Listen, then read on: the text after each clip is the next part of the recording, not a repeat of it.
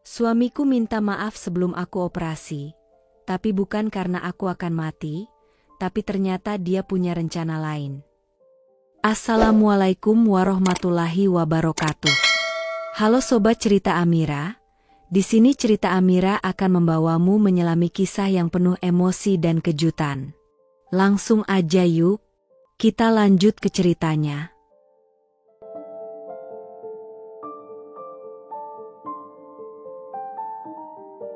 Namaku Naila, 33 tahun. Aku seorang istri dan ibu dari satu anak laki-laki berusia 5 tahun. Sudah 7 tahun aku menikah dengan Rian, pria yang dulu kuanggap sebagai cinta sejati. Aku percaya dia akan selalu ada untukku. Sampai hari itu, hari saat aku akan masuk ruang operasi besar, dan dia tiba-tiba menggenggam tanganku, meminta maaf, tapi bukan karena takut kehilanganku. Sudah 3 bulan aku hidup dalam bayang-bayang rasa sakit yang terus merambat dari perutku. Awalnya, hanya sekadar nyeri kecil yang datang dan pergi seperti tamu tak diundang. Sesekali menyapaku di pagi hari, lalu hilang seolah-olah memberi harapan bahwa semuanya akan baik-baik saja. Aku sempat berpikir itu hanya efek dari kelelahan biasa, karena aku memang tak pernah benar-benar punya waktu untuk beristirahat. Tapi nyeri itu perlahan berubah menjadi luka yang meronta-ronta di dalam tubuhku. Ia mencengkeramku kuat-kuat, seperti ada tangan tak kasat mata yang menggenggam isi perutku dan memelintirnya tanpa ampun. Namun aku diam, aku menahan, aku pura-pura kuat. Setiap pagi, meski tubuhku nyaris tak sanggup bangkit dari tempat tidur, aku tetap memaksa diri berdiri. Aku masih menyapu rumah, menyiapkan seragam sekolah anakku, membuat sarapan, bahkan tetap memasak makanan kesukaan suamiku. Sambal goreng ati dan sup ayam jahe, makanan yang aromanya saja bisa membuatku mual dalam kondisi seperti ini. Tapi dia tak pernah tahu. Atau mungkin tahu, tapi memilih untuk tidak peduli. Saat aku menyentuh perutku diam-diam di sudut dapur, menunduk sambil menahan rasa perih yang seperti ditusuk ribuan jarum, dia lewat begitu saja. Minum jamu, gih, atau tidur aja. Nanti juga sembuh sendiri, katanya ringan, tanpa menoleh, tanpa menyadari bahwa aku berdiri dengan lutut gemetar dan keringat dingin yang mengucur dari pelipisku. Ucapannya tak pernah terdengar seperti perhatian, lebih seperti kewajiban basa-basi yang tak pernah benar-benar ditujukan untuk menenangkanku. Aku ingin berkata bahwa ini bukan sekadar masuk angin biasa, bahwa rasa sakit ini menusuk hingga ke tulang dan membuatku takut. Tapi lidahku keluh. Aku takut dianggap lemah. Takut dicap drama. Lagi pula, sejak kapan rasa sakit seorang istri menjadi prioritas di mata seorang suami yang hatinya sudah tak peka? Dan malam hari adalah siksaan yang lebih menyakitkan. Ketika seluruh rumah sudah sunyi dan anak kami terlelap di kamarnya, aku hanya bisa berbaring meringkuk di sisi tempat tidur, menahan tangis agar tak terdengar. Sementara suamiku di sampingku tidur pulas, membelakangiku, tak menyadari bahwa perempuan yang ia nikahi kini tengah berperang dengan tubuhnya sendiri. Bahkan satu genggaman tangan pun tak ia berikan. Apalagi pelukan atau pertanyaan sederhana seperti, "Apa kamu baik-baik saja?" Tidak, tidak pernah. Aku merasa seperti hantu di rumahku sendiri. Hidup, tapi tak terlihat.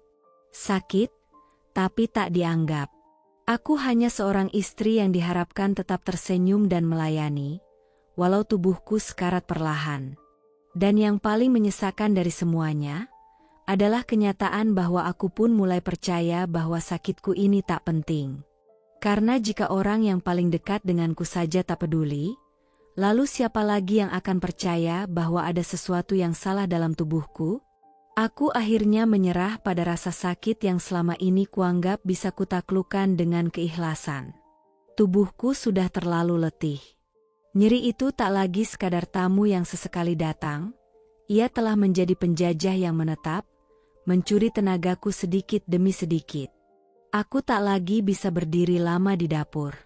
Nafasku kerap terengah hanya karena naik tangga. Dan suatu malam, ketika darah mengalir tanpa henti dan perutku terasa seperti diremas dari dalam, aku tahu, aku tak bisa diam lagi. Dengan tangan gemetar, aku mengajak suamiku ke rumah sakit. Ia terlihat malas, seperti terpaksa. Di mobil, ia lebih sibuk mengecek ponselnya daripada menggenggam tanganku. Aku duduk di kursi penumpang, menahan rasa sakit dan menahan hati yang makin terasa kosong. Sesampainya di rumah sakit, aku diperiksa dengan berbagai alat yang terasa asing dan menakutkan. Bau antiseptik menusuk hidungku. Suasana putih, dingin, dan sunyi membuat hatiku makin menciut. Tapi aku mencoba kuat. Aku duduk sendirian menunggu hasil pemeriksaan. Sementara suamiku ada di luar, entah merokok atau berbicara dengan siapa di ponselnya. Seolah-olah ini semua bukan tentang istrinya, bukan tentang seseorang yang berbagi hidup dengannya. Kemudian dokter datang, membawa selembar kertas dan ekspresi serius di wajahnya. Ia duduk di hadapanku dan menatap mataku dalam-dalam. "Bu, dari hasil pemeriksaan dan USG, kami menemukan adanya tumor di rahim Anda. Ukurannya sudah cukup besar, dan kami khawatir itu bisa berdampak lebih buruk bila dibiarkan. Saya sarankan segera dilakukan operasi." Sejenak, dunia terasa berhenti berputar. Tumor? Rahim? Operasi? Kata-kata itu melayang-layang di udara, menampar kesadaranku seperti badai. Aku hanya bisa duduk terpaku, mulutku terbuka tapi tak satu pun kata keluar. Hatiku mencelos. Mataku mulai memanas. Tanganku gemetar di atas pangkuan. Seakan-akan tubuh ini bukan lagi milikku. Namun yang lebih menghancurkan adalah saat aku menoleh ke arah suamiku, yang akhirnya masuk ke ruangan setelah dipanggil oleh suster, dan melihat ekspresi wajahnya. Bukan cemas. Bukan sedih. Bukan marah. Datar. Begitu saja. Seolah yang ia dengar barusan hanyalah pengumuman jadwal kereta api, bukan kabar bahwa istrinya akan dioperasi karena ada tumor di tubuhnya. Aku menunggunya bicara. Menunggu tangannya menggenggamku. Menunggu pertanyaan seperti, "Apa kamu takut?" "Tenang, aku di sini." Tapi yang keluar dari bibirnya hanya, "Oh, gitu ya, Dok." "Oh, gitu ya?" Hatiku mencair jadi serpihan es yang menancap satu persatu ke dalam dada. Aku bahkan tidak tahu mana yang lebih menyakitkan, diagnosa dari dokter, atau sikap laki-laki yang seharusnya menjadi sandaran hidupku. Ia duduk dengan posisi santai, menunduk sejenak untuk melihat notifikasi ponselnya, seolah tumor di rahimku ini bukan hal besar. Seolah aku cuma pasien asing yang tak ada hubungannya dengan hidupnya. Aku menunduk. Tak ingin dokter melihat air mataku yang jatuh diam-diam. Mungkin tubuhku yang sakit, tapi jiwa dan hatiku jauh lebih parah. Sebuah penyakit yang tak terdeteksi oleh alat medis.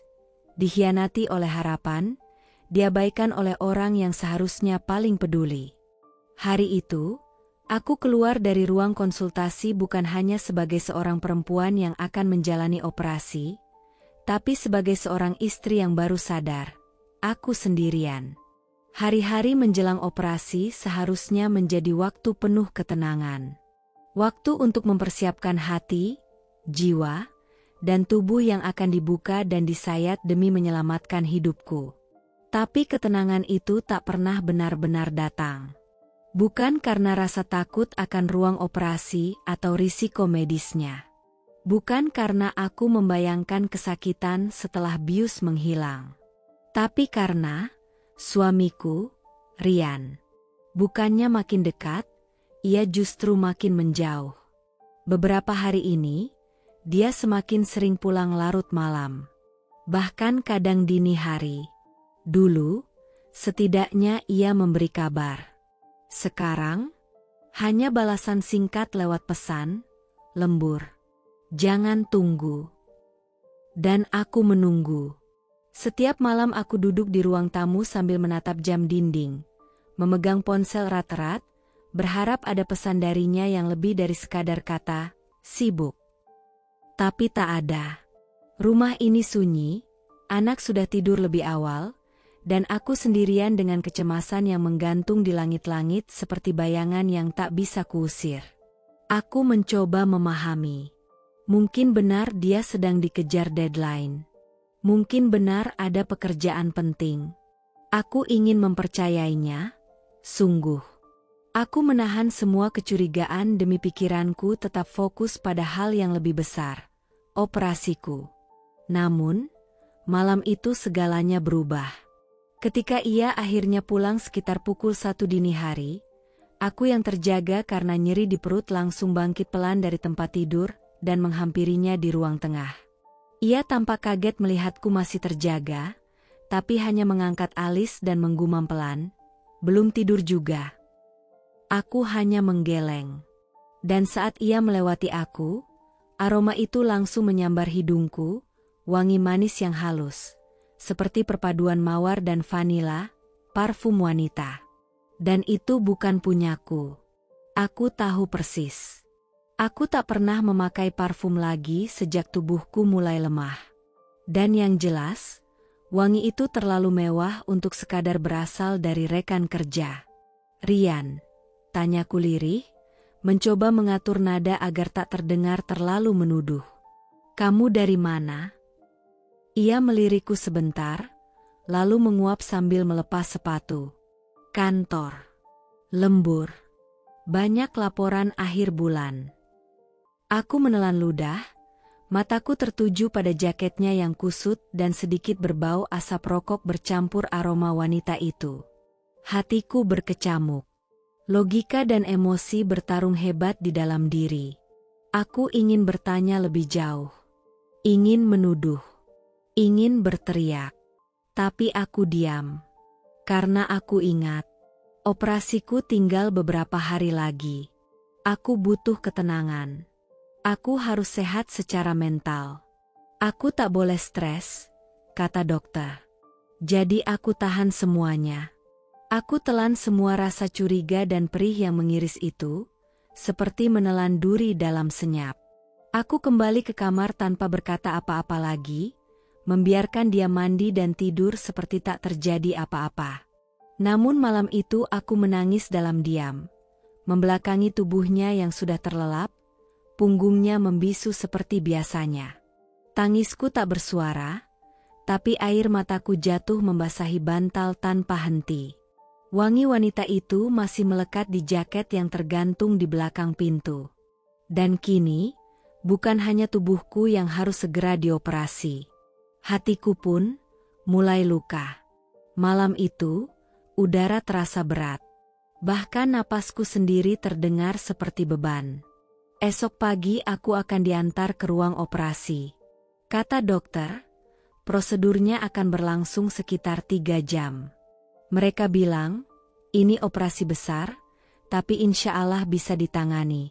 Tapi tetap saja," kata, "operasi selalu menyimpan kemungkinan buruk yang tak berani kusebutkan dengan lantang."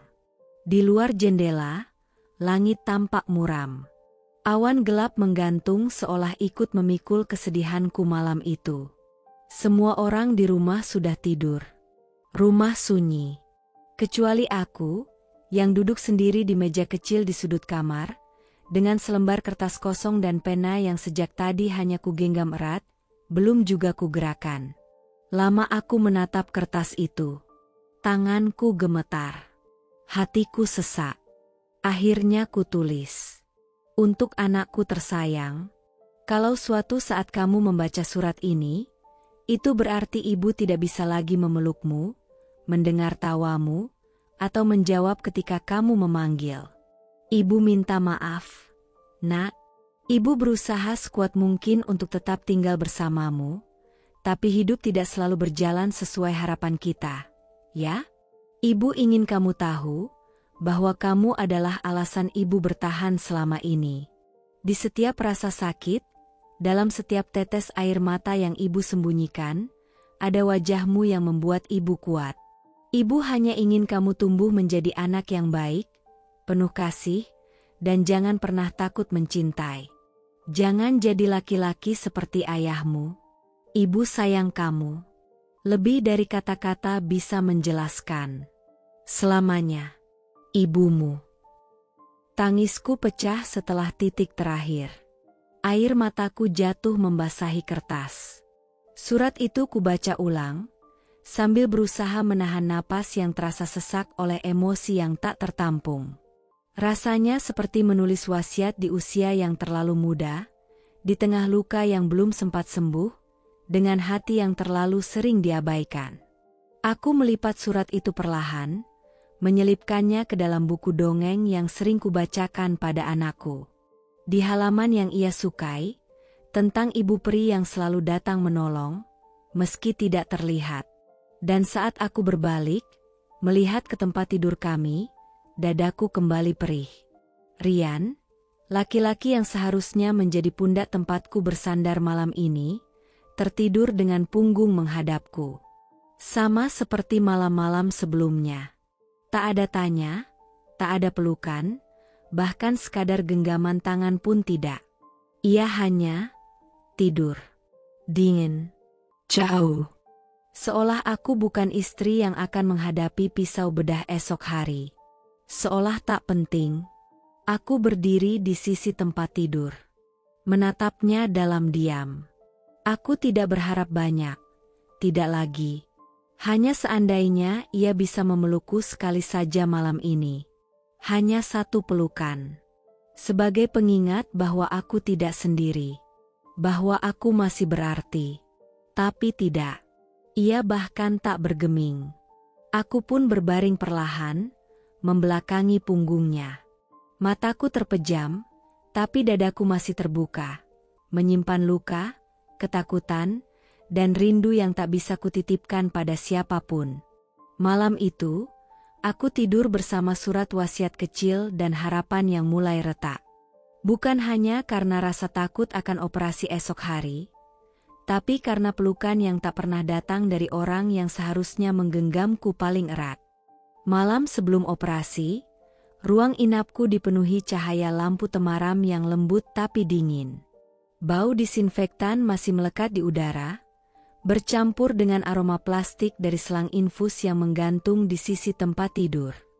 Jarum kecil telah menembus punggung tanganku, mengalirkan cairan bening yang entah mengandung obat atau hanya harapan bahwa tubuhku akan tetap hidup hingga esok pagi. Hatiku kacau, takut, gelisah. Tapi lebih dari semua itu, aku merasa kesepian. Aku menatap jam di dinding. Sudah hampir pukul 9 malam. Aku tahu jam besuk sudah lewat. Tapi aku tetap memberanikan diri mengirim pesan ke Rian. Mas, temani aku sebentar ya. Aku nggak bisa tidur. Butuh 15 menit sampai akhirnya ia membalas. Oke. Lagi di parkiran. Dan 15 menit berikutnya, pintu kamar didorong pelan. Di baliknya, Rian masuk dengan langkah santai, wajahnya datar, dan ponsel masih di tangannya. Ia duduk di sofa kecil di samping tempat tidur, tanpa berkata sepatah kata pun. Tidak ada senyum. Tidak ada sapaan. Tidak ada tatapan lembut seperti di sinetron atau film yang biasa kutonton, di mana suami menggenggam tangan istri dan berbisik, "Aku di sini. Kamu kuat." Yang ada hanyalah layar ponsel yang terus menyala. Aku menatapnya. Dalam diam. Menunggu. Mungkin ia sedang menunggu waktu yang tepat untuk mulai bicara. Tapi menit demi menit berlalu, dan tak ada satupun kata keluar dari bibirnya. Ia sibuk dengan ponselnya. Jempolnya gesit menjelajah layar.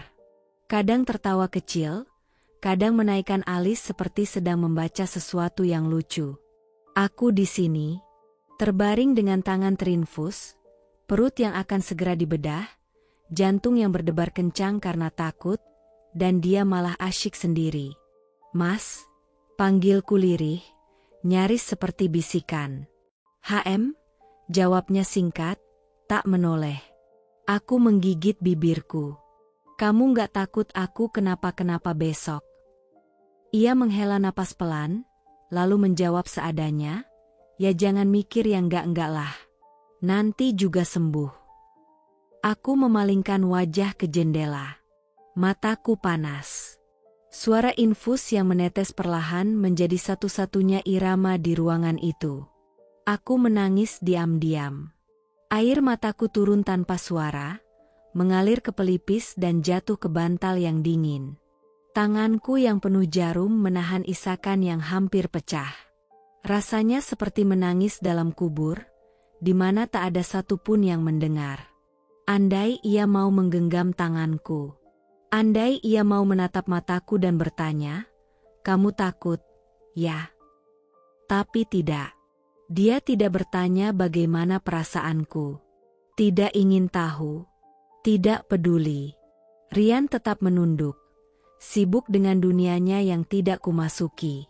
Dan malam itu, aku merasa seperti pasien yatim piatu, meski suamiku ada di ruangan yang sama.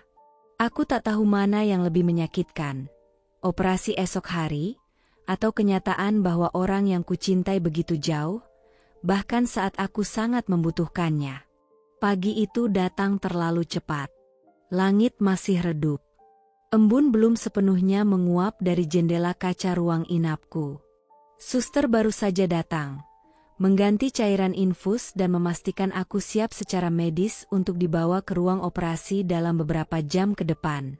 Di luar kamar, aku mendengar suara kereta dorong dan langkah kaki perawat lalu lalang. Semuanya terasa seperti gema dari dunia yang tidak sedang ku kenali. Perutku bukan hanya nyeri karena penyakit, tapi juga karena cemas. Jantungku berdebar tak karuan, tangan dan kaki terasa dingin. Aku belum makan sejak semalam, tapi bukan itu yang membuatku lemas. Tiba-tiba, pintu kamar terbuka pelan. Rian masuk dengan langkah hati-hati, berbeda dari biasanya. Ia tampak rapi pagi itu. Kemeja putih yang ia pakai sedikit kusut, mungkin karena buru-buru. Tapi bukan itu yang mencuri perhatianku. Melainkan sorot matanya, seperti ada sesuatu yang ingin ia katakan, dan aku belum siap untuk mendengarnya. Ia duduk di sebelah ranjang, tepat di sampingku. Untuk pertama kalinya sejak berhari-hari, dia menggenggam tanganku. Jemarinya hangat, sedikit gemetar. Aku sempat berharap. Mungkin ini momen di mana semua berubah. Mungkin hatinya akhirnya terbuka. Mungkin dia sadar bahwa aku butuh dia, dan dia akan kembali. "Nay," bisiknya pelan, matanya menatap tanganku, bukan wajahku. "Maafin aku, ya."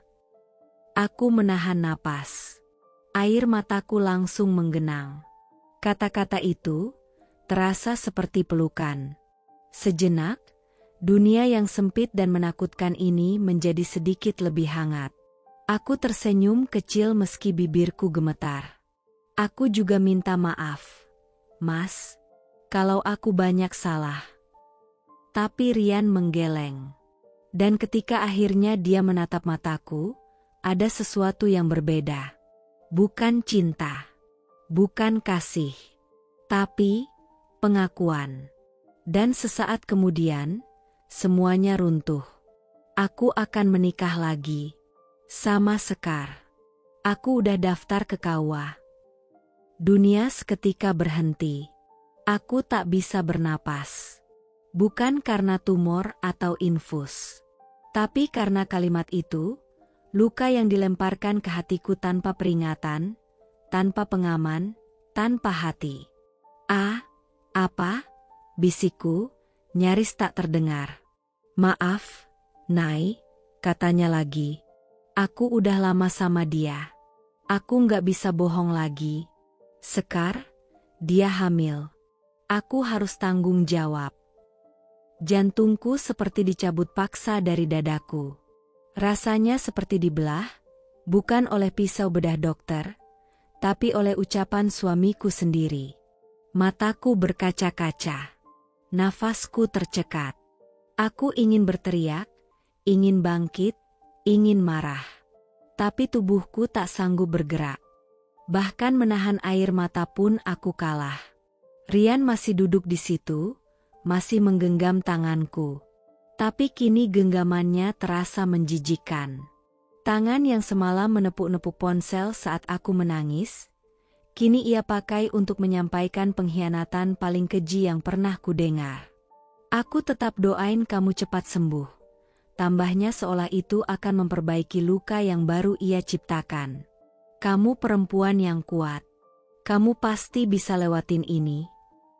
Aku ingin menamparnya. Tapi aku hanya menatapnya dengan mata basah dan napas terengah. Dan saat suster masuk, memberitahuku bahwa waktuku telah tiba untuk dibawa ke ruang operasi, Rian berdiri. Semoga semuanya lancar. Ya, katanya, sebelum melangkah pergi. Tanpa mencium keningku. Tanpa menatapku lagi. Dan aku dibawa pergi, terbaring di atas ranjang dorong, bukan hanya menuju meja operasi, tapi juga menuju kenyataan baru. Aku akan pulih bukan hanya dari luka fisik, tapi dari kehancuran cinta yang tak bisa diselamatkan. Aku bukan hanya berjuang untuk hidup. Aku berjuang untuk membangun diriku kembali dari reruntuhan yang ditinggalkan laki-laki bernama suamiku. Setelah Rian pergi, pintu kamar rumah sakit tertutup kembali. Tapi suara di kepalaku tak bisa dibungkam. Kata-katanya terus berulang-ulang bagai gema kutukan. Aku akan menikah lagi. Sama Sekar. Sekar. Namanya tiba-tiba memenuhi seluruh ruang ingatanku. Aku tercekat. Mulutku bergetar mencoba mengucapkan ulang namanya, memastikan aku tidak salah dengar. Tapi sayangnya, aku tidak salah. Sekar, bisikku lirih, meski tak ada lagi siapapun di dalam ruangan. Hanya suara infus yang menetes pelan, seakan menjadi saksi bisu dari pecahnya hatiku pagi itu. Aku memejamkan mata, berharap semua ini hanyalah mimpi buruk. Mungkin ini cuma efek obat. Mungkin aku hanya berhalusinasi karena ketakutan menjelang operasi. Tapi tidak. Sensasi dingin dari infus di tangan, nyeri menusuk di perut, dan sesak di dada. Semuanya terlalu nyata untuk sekadar mimpi. Sekar. Sekar adalah temanku. Teman kuliahku. Perempuan yang dulu sering menginap di rumah kami kalau ada acara kampus. Yang ikut membantuku menyiapkan makanan kalau kami mengadakan kumpul-kumpul. Yang bercanda dengan Rian seolah ia bagian dari keluarga kecil kami. Aku ingat, dulu aku yang memperkenalkan mereka. Aku bahkan yang pertama kali menambahkan Sekar ke grup chat keluarga kecil kami. Aku tak pernah curiga sedikit pun. Ia begitu baik padaku, tertawa, bercerita, bahkan pernah memelukku sambil bilang, "Kamu itu perempuan paling beruntung, Li. Suamimu sayang banget sama kamu." Sialnya, aku percaya. Sialnya lagi, aku bangga pernah memeluk pengkhianat yang bersandiwara sebaik itu. Air mataku tumpah begitu saja. Tidak seperti malam-malam sebelumnya yang kutahan demi ketenangan. Kali ini aku tak lagi kuat. Aku menangis terbuka, tubuhku bergetar hebat, napasku patah-patah. Rasa sakit karena tumor pun mendadak kalah oleh nyeri di dadaku, nyeri yang tak bisa disuntik obat apapun. Sekar. Perempuan yang dulu menyemangati aku saat pertama kali menikah. Yang menemaniku memilih gorden rumah. Yang duduk di meja makan kami dan memuji masakanku.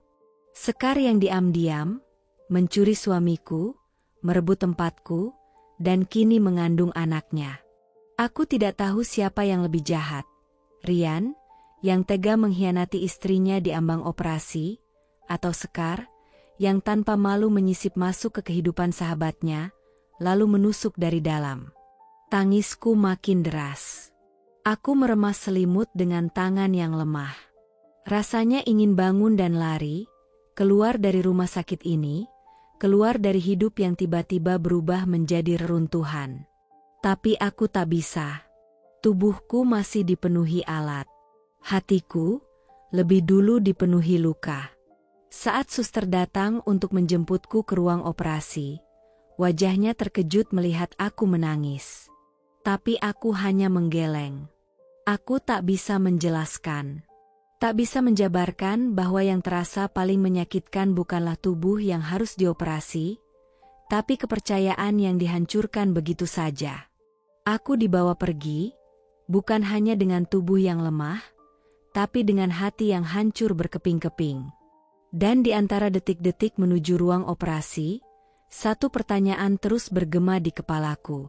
Sejak kapan mereka mengkhianatiku? Dan kenapa mereka bisa tega? Aku masih dalam masa pemulihan. Tubuhku belum benar-benar kuat. Luka operasi di bagian bawah perutku masih terasa nyeri saat aku bergerak sedikit saja. Tapi lebih dari semua itu, luka yang paling menyiksa bukan terletak pada tubuhku, melainkan pada harga diriku sebagai istri, sebagai perempuan, sebagai manusia yang telah memberikan segalanya, dan tetap tidak dianggap cukup. Rian datang sore itu. Duduk di kursi yang sama, di sisi tempat tidurku. Ia mengenakan kemeja biru yang dulu pernah kubelikan, tapi kini terasa asing. Bahkan baunya berbeda. Mungkin karena ia sekarang lebih sering tidur di tempat lain, di pelukan perempuan yang dulu kupanggil sahabat. Wajahnya datar seperti biasa. Tapi kali ini, ia seperti ingin mengatakan sesuatu yang penting, dan aku sudah bersiap dengan apapun yang akan keluar dari mulutnya.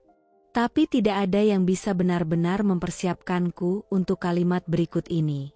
Aku ingin hidup bahagia, Nay. Dan Sekar, dia memberiku semangat yang kamu gak pernah bisa kasih. Aku membeku. Mataku menatapnya tanpa berkedip.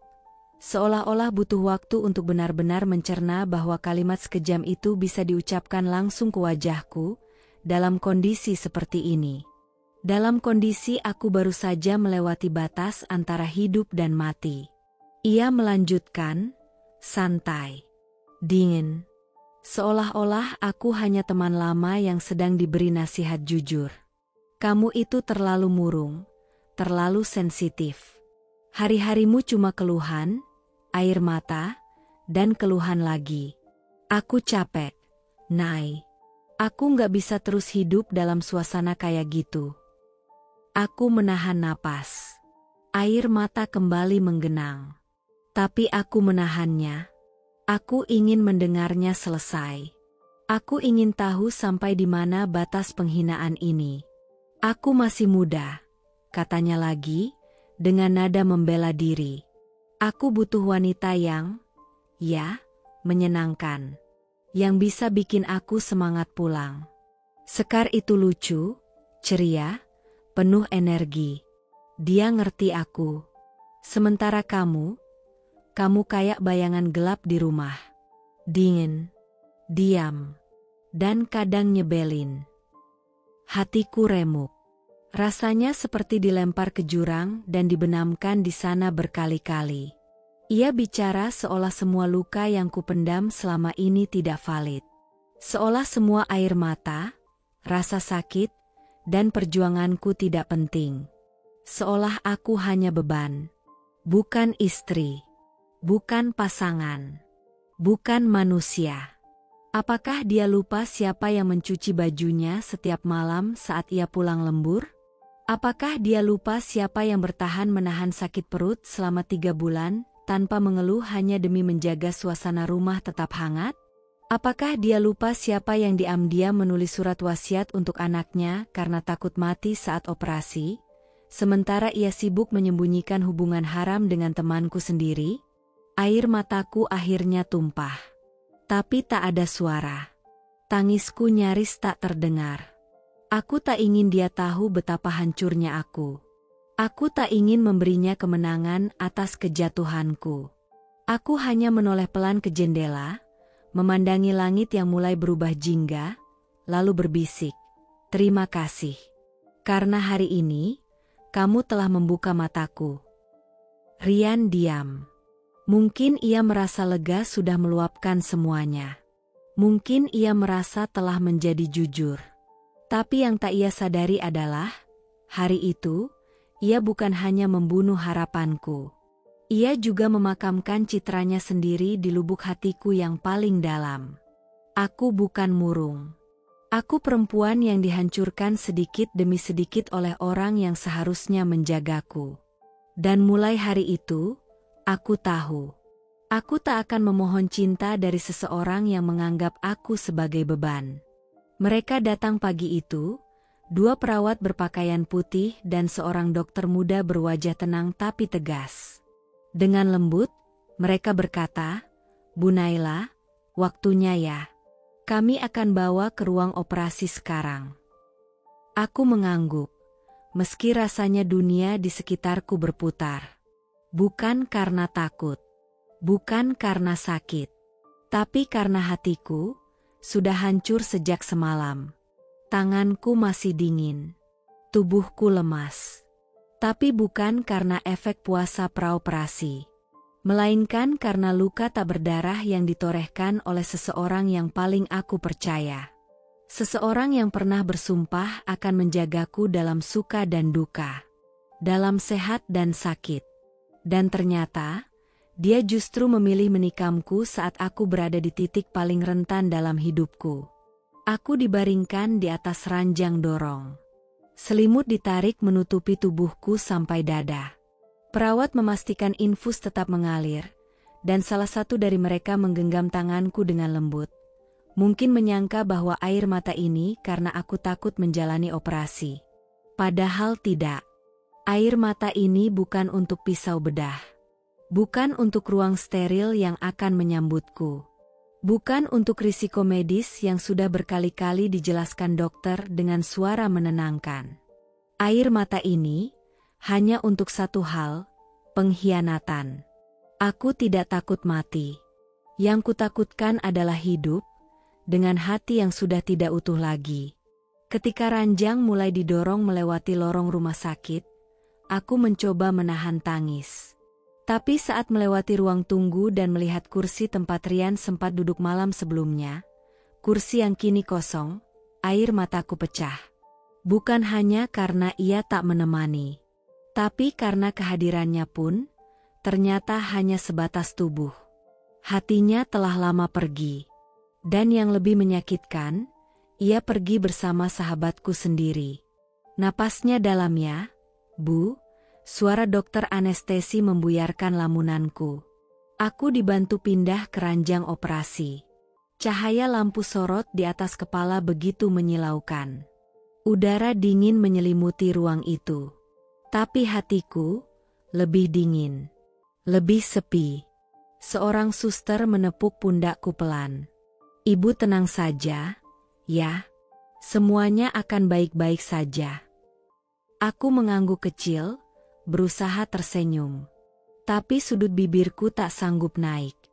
Aku hanya bisa menatap langit-langit ruang operasi, lalu menutup mata dengan air mata yang masih menggantung di pelupuk.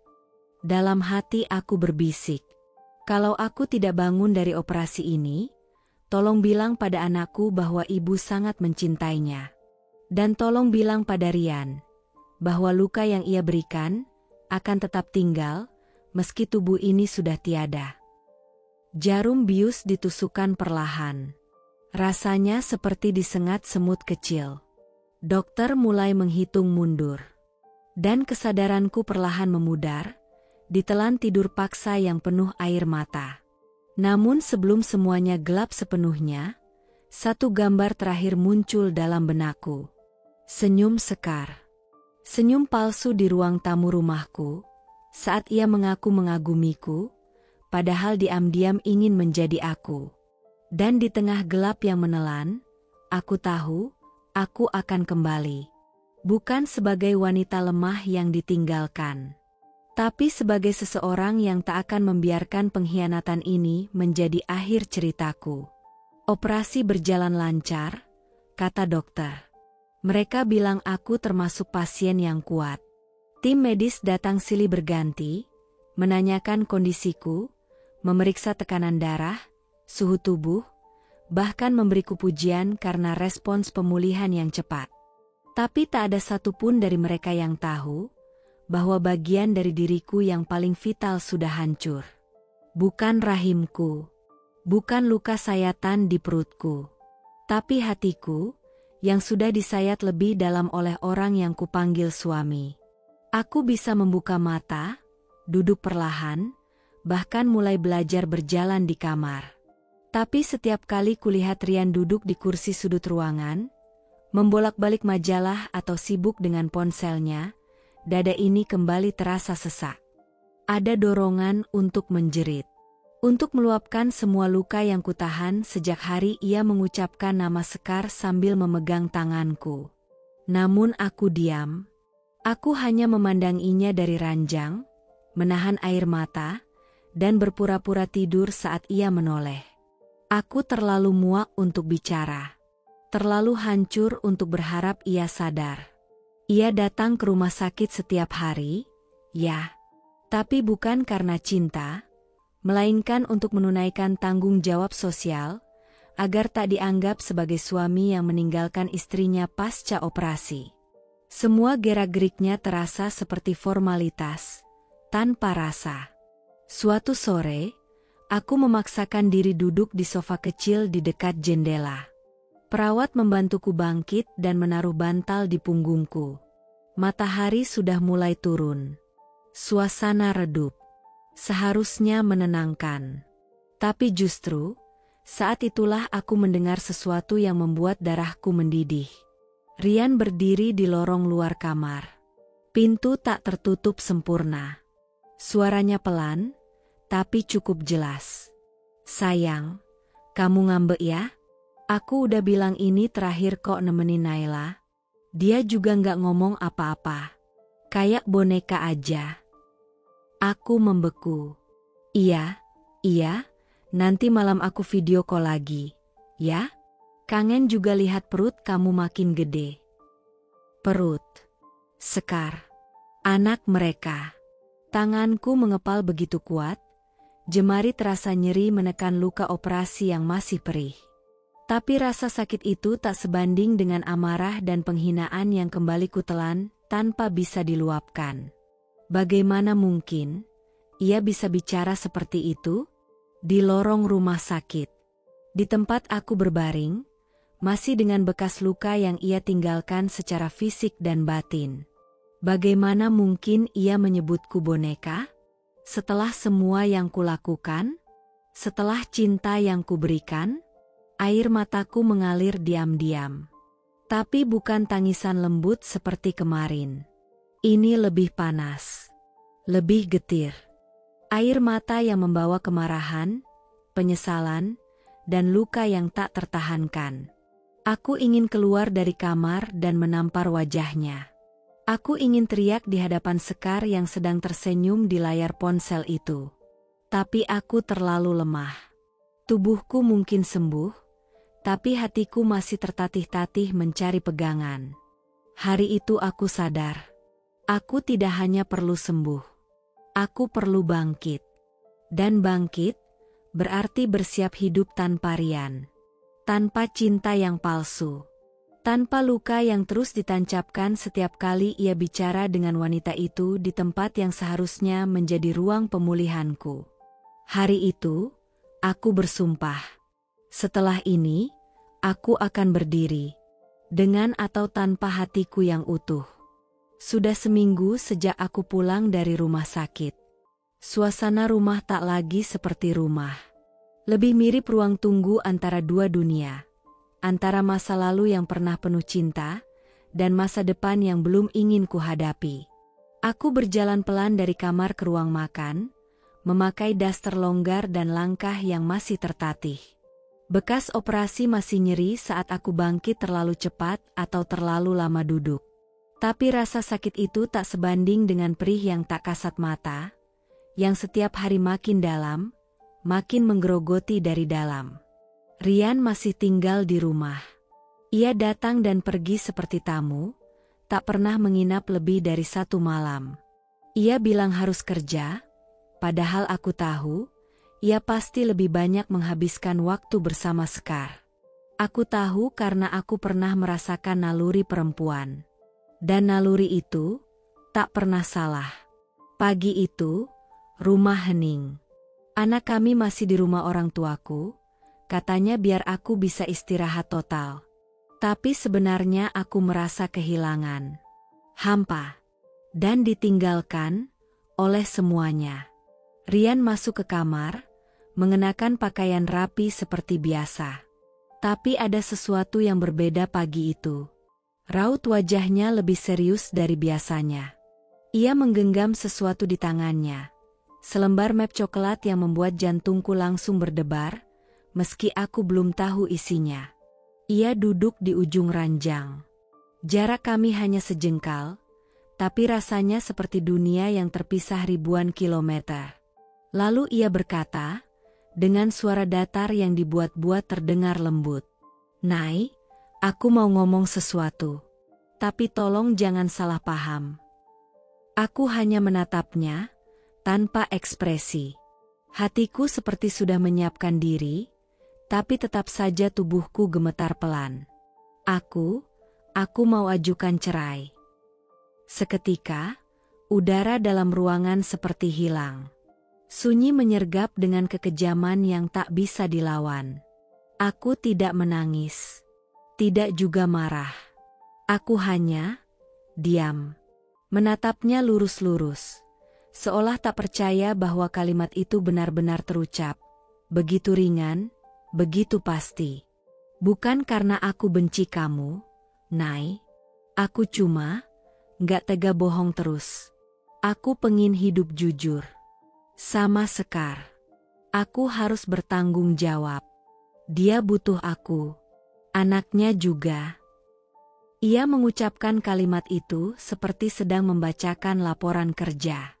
Rapi, terukur, tapi kosong. Aku masih diam. Mungkin karena aku tahu, kalau aku bicara, aku akan menangis. Kalau aku menangis, aku akan hancur. Dan aku tidak ingin dia melihatku hancur lagi. Jadi aku memilih diam. Menatap kosong ke arah tembok. Sambil menahan napas. Menahan luka. Menahan air mata yang sudah terlalu sering tumpah karenanya. Rian menunggu. Mungkin ia berharap aku akan meledak, akan merengek, akan memohon untuk dipertahankan. Tapi tidak. Kali ini tidak. Setelah beberapa menit yang terasa seperti keabadian, ia berdiri. Meletakkan map di meja samping tempat tidur. Lalu pergi. Begitu saja. Suara pintu kamar yang ditutup pelan itu terdengar seperti lonceng kematian. Bukan bagi tubuhku, tapi bagi seluruh harapan yang pernah kubangun bersamanya. Dan saat aku sendiri lagi di kamar itu, aku hanya bisa memandang ke langit-langit. Terdiam. Bukan karena aku kuat, tapi karena luka ini sudah terlalu dalam, sampai-sampai air mataku pun tak sanggup keluar. Malam-malam di rumah menjadi semakin sunyi. Sejak Rian tak lagi pulang, rumah ini seperti kehilangan sebagian jiwanya, bukan karena aku masih mengharapkannya, tapi karena ada satu makhluk kecil yang belum bisa mengerti arti kehilangan. Arga. Anak kami yang baru berusia 5 tahun. Ia tak tahu apa arti perceraian. Ia tak paham mengapa ayahnya tak lagi menemaninya bermain mobil-mobilan atau menggendongnya setiap pagi sebelum berangkat kerja. Ia tak mengerti mengapa tiba-tiba hanya ada aku di rumah. Aku yang kini lebih sering duduk diam, dengan mata bengkak dan senyum yang dipaksakan. Malam itu, seperti malam-malam sebelumnya, Arga terbangun dari tidurnya. Matanya sembab, wajahnya merah. Tangannya mencari-cari dalam gelap, dan ketika tak menemukan sosok yang ia rindukan, ia mulai menangis, pelan, lalu semakin keras. "Bu, ayah mana?" isaknya, dengan suara parau yang memecah kesunyian kamar. Aku terbangun. Lututku gemetar saat bangkit dari kasur. Tapi aku paksa diriku untuk tetap tersenyum. Aku duduk di sisi tempat tidurnya, mengusap keningnya yang basah oleh keringat dan air mata. SSSH. Arga sayang, ayah lagi kerja, nak, bisikku sambil menggenggam tangannya. Tapi kemarin juga kerja, kemarinnya juga. Arga udah janji mau kasih gambar ke ayah. Ayah mana, Bu? Arga kangen. Hatiku runtuh seketika. Aku menarik napas dalam-dalam, menahannya, lalu tersenyum, senyum yang paling pahit yang pernah kubentuk.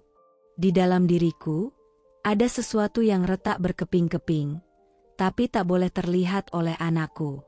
Aku adalah satu-satunya dinding yang masih tersisa untuk Arga bersandar, dan dinding itu tidak boleh runtuh. Aku peluk tubuh kecilnya yang gemetar. Dia terus menangis di pelukanku. Dan aku menenangkan dia, mengelus punggungnya, menyanyikan lagu Nina Bobo dengan suara yang nyaris pecah karena air mata yang kutahan sekuat tenaga. Dan di balik pelukanku, aku menangis. Tapi bukan tangisan keras. Bukan jeritan.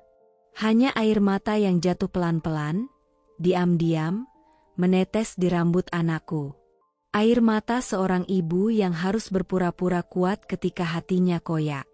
Yang harus menjadi cahaya di tengah gelap, padahal dirinya sendiri sudah kehilangan arah. Aku tahu, Rian terlalu sibuk. Terlalu asyik dengan cinta barunya. Dengan Sekar. Dengan janin di perutnya. Dengan dunia yang ia pilih, dan dunia yang tidak lagi ada aku dan Arga di dalamnya. Aku tidak tahu bagaimana cara menjelaskan pada anak sekecil itu, bahwa ayahnya lebih memilih orang lain. Bahwa kadang, orang dewasa tak selalu menepati janji. Dan cinta, bisa pergi tanpa alasan yang dimengerti anak-anak. Yang ku tahu, aku harus bertahan. Untuk Arga. Untuk tangisnya setiap malam. Untuk pelukannya yang masih mencari aroma ayahnya di bantal-bantal kosong. Untuk tatapan polosnya yang masih percaya bahwa dunia bisa sembuh. Asal ibu tetap di sini. Malam itu, setelah Arga tertidur dalam pelukanku, aku duduk diam di sampingnya. Menatap wajah mungilnya. Dan aku bersumpah dalam hati, meski aku kehilangan cinta seorang pria, aku tidak akan kehilangan jiwaku sebagai ibu. Aku akan menjadi pelindung, cahaya, dan rumah untuk anakku, apapun yang terjadi. Pagi itu aku sedang menyapu halaman ketika salah satu tetangga lewat dan berhenti sebentar di depan pagar. Mbak Alia, dengar kabar belum? Katanya dengan suara pelan, tapi sorot matanya tak bisa menyembunyikan rasa penasaran sekaligus iba. Aku menoleh, sedikit cemas. Kabar apa, Bu? Ia menunduk sesaat, seolah menyesal telah membuka mulut. Tapi akhirnya ia menjawab, lirih, katanya Rian mau nikah minggu depan. Di Bali. Tertutup. Nggak ada undangan buat keluarga besar, cuma orang-orang tertentu aja. Tanganku yang menggenggam gagang sapu langsung melemas. Aku terdiam. Tidak menjawab apa-apa. Tetangga itu buru-buru menambahkan, maaf ya, Mbak, saya nggak bermaksud gosip. Cuma, saya pikir Mbak berhak tahu. Aku tersenyum tipis, lebih karena kebingungan harus bereaksi seperti apa. Setelah ia pergi, aku masuk rumah dengan napas yang tak beraturan. Aku duduk di sofa, mengambil ponselku, dan seperti ditarik oleh rasa sakit yang tidak bisa dijelaskan, aku mencoba membuka akun media sosial Rian. Tapi, aku tidak bisa masuk ke profilnya. Dia telah memblokirku. Suamiku, ayah dari anakku, lelaki yang pernah bersumpah akan menemaniku dalam sakit dan sehat, kini bahkan tak memberiku akses untuk melihat hidup barunya. Tanganku gemetar. Dengan jari kaku, aku membuka akun Sekar. Dan di sana, di barisan foto terbarunya, terpajang satu gambar yang langsung menusuk jantungku. Foto mereka. Sekar dan Rian. Tersenyum. Berpegangan tangan di depan backdrop bertuliskan, Our Engagement Day, dengan hiasan bunga-bunga putih dan gaun lilac yang tampak mewah. Dan di bawahnya, caption yang menghantam lebih keras dari pisau. Finally, my turn to be loved. Aku membaca ulang kalimat itu berkali-kali. My turn to be loved. Seolah-olah dia korban. Seolah aku adalah penghalang bagi kebahagiaannya. Seolah cinta mereka adalah hadiah yang selama ini tertahan, bukan hasil dari pengkhianatan, kebohongan, dan kehancuran yang mereka timbulkan di belakangku. Tiba-tiba aku merasa mual. Aku bangkit, masuk ke kamar mandi, dan muntah. Entah karena trauma operasi, entah karena rasa marah dan jijik yang berkecamuk tak bisa ditahan. Di mataku, wajah Sekar terus muncul. Wajah perempuan yang pernah memelukku dan memanggilku, sahabat. Yang pura-pura peduli saat aku kesakitan. Yang tertawa bersamaku di dapur, memuji masakanku, sementara diam-diam, ia mengincar suamiku. Dan kini, ia berdiri di atas reruntuhan hidupku tersenyum, sambil mengklaim bahwa akhirnya dia layak dicintai. Sore itu aku menangis sejadi-jadinya. Aku peluk Arga erat-erat. Anak kami yang belum tahu apa-apa, belum bisa membaca caption Instagram, belum mengerti mengapa ibunya terlihat hancur meski tetap berkata, "Nggak apa-apa, Nak."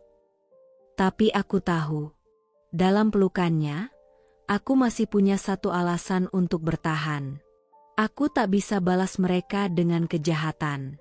Tapi aku bisa buktikan bahwa dari pengkhianatan ini, aku akan tumbuh. Dengan luka, dengan air mata, tapi juga dengan keberanian. Mungkin sekarang mereka sedang merayakan cinta yang dicuri. Tapi aku akan merayakan kebangkitan yang tak bisa mereka curi dariku. Setelah berita tentang pernikahan Rian dan Sekar menyebar seperti angin jahat yang tak bisa dihentikan, aku mengurung diri selama beberapa hari. Bukan hanya karena malu, tapi karena tubuh dan jiwaku benar-benar lelah. Aku tidak ingin makan, tidak ingin bicara, tidak ingin keluar rumah. Bahkan suara tangisan Arga pun tidak bisa menghidupkan semangatku seperti dulu. Rasanya seperti mati perlahan dalam tubuh yang masih bernapas. Aku bangun setiap pagi hanya karena harus, bukan karena ingin. Tapi di tengah kehancuran itu, satu hal kecil datang seperti bisikan halus dari masa lalu. Sesuatu yang dulu kulakukan diam-diam, hanya untuk menenangkan diri dari stres rumah tangga, memasak. Aku masih ingat, beberapa bulan lalu, sebelum sakitku parah, aku pernah membuka jasa catering kecil-kecilan untuk teman-teman arisan. Tidak banyak yang tahu, bahkan Rian pun tak peduli. Tapi diam-diam, aku senang melihat pesan-pesan masuk dari para ibu yang memuji rendang buatanku, atau ayam woku pedasku yang katanya bikin nagih.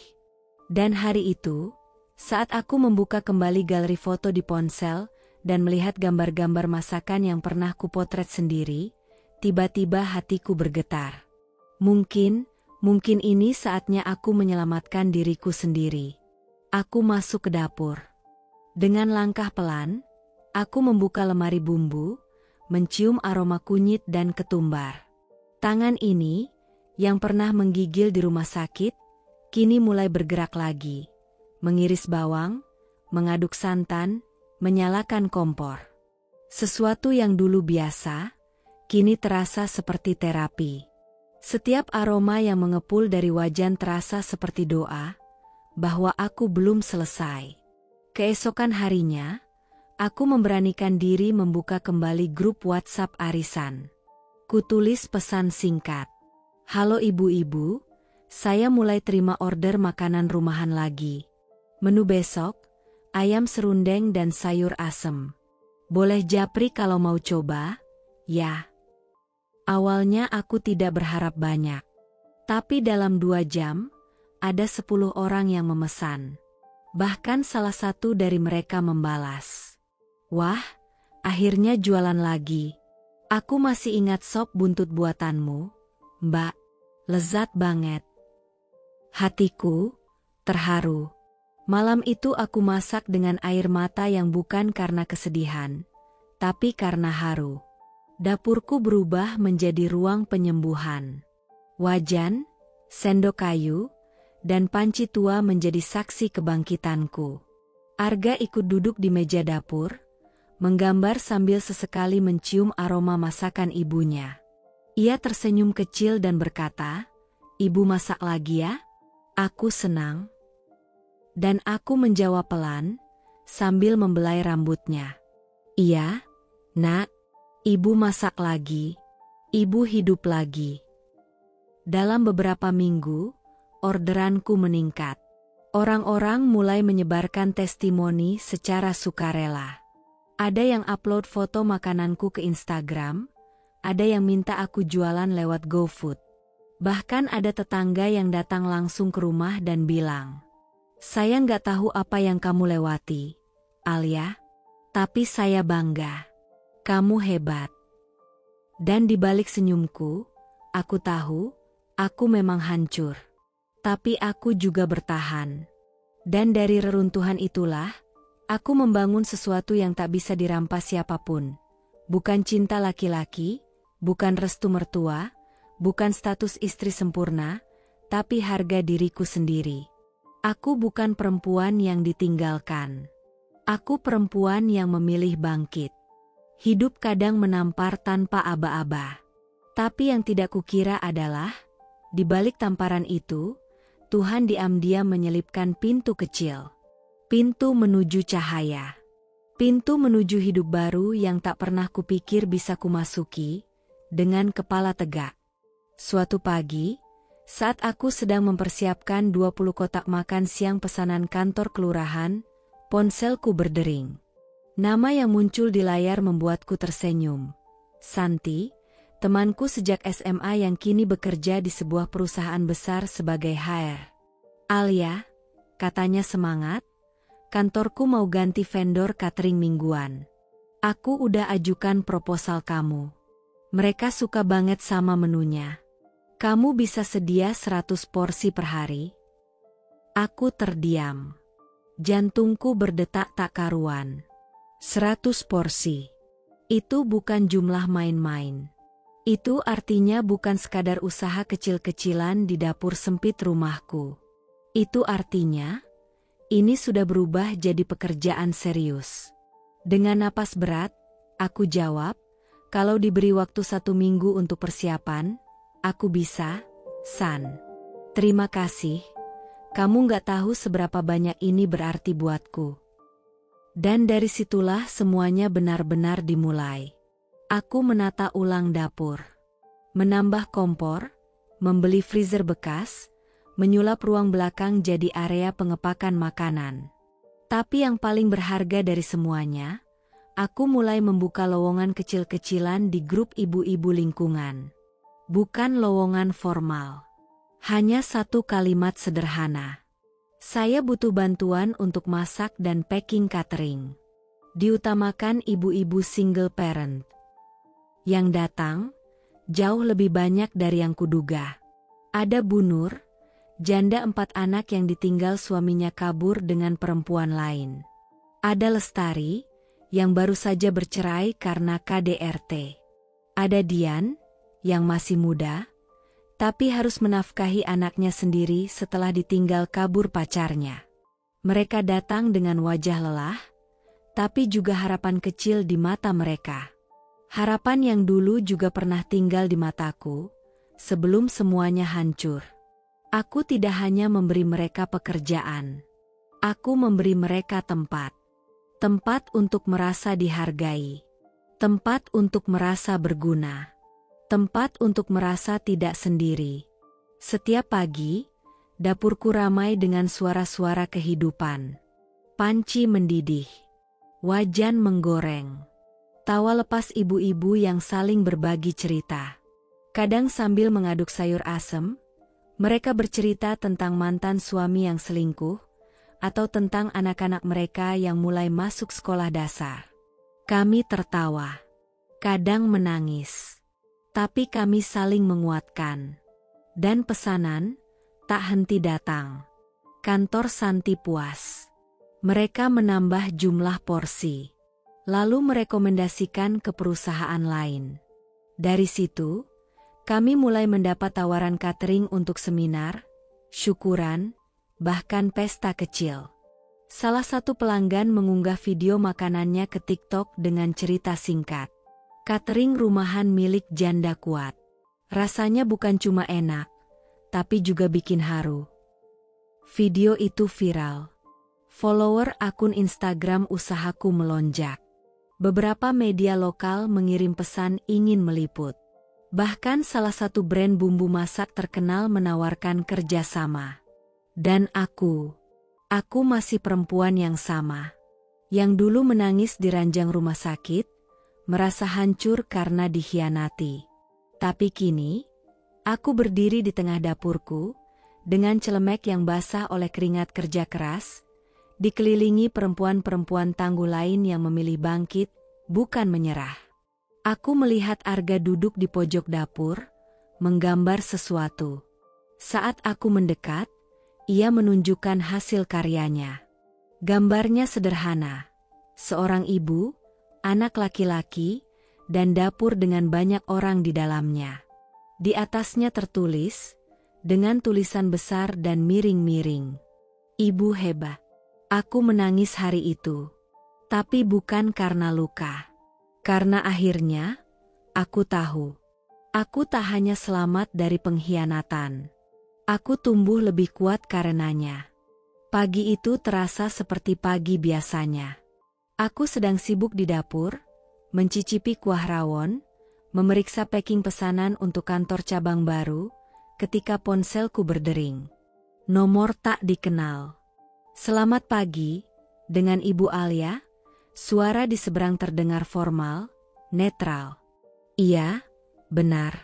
Maaf, ini siapa? Saya Andika, dari kantor hukum Prima Rekan. Saya ditugaskan menghubungi Ibu terkait tunggakan cicilan rumah di daerah Cendana Asri, atas nama Ibu Alia Nirmala. Kami mewakili pihak bank. Dunia seperti berhenti sebentar. Rumah itu, rumah yang dulu kami tempati bersama, rumah yang dulu aku hias dengan penuh cinta, dengan foto pernikahan di ruang tamu dan taplak meja hasil tenun ibuku, rumah tempat aku mengandung Arga, menangis di kamar mandi karena sakit perut yang terus-menerus. Rumah itu? Maaf, maksud Anda, ada tunggakan? Suaraku nyaris tercekat. Iya, Bu. Sudah masuk 2 bulan menunggak. Cicilan terakhir dibayarkan saat Ibu masih terdaftar sebagai pemilik bersama. Tapi sejak perceraian belum disahkan secara penuh, secara legal rumah itu masih atas nama Ibu. Dan tanggung jawab utamanya pun demikian. Aku menutup telepon dengan tangan gemetar. Campur aduk. Marah. Bingung. Tertawa pahit.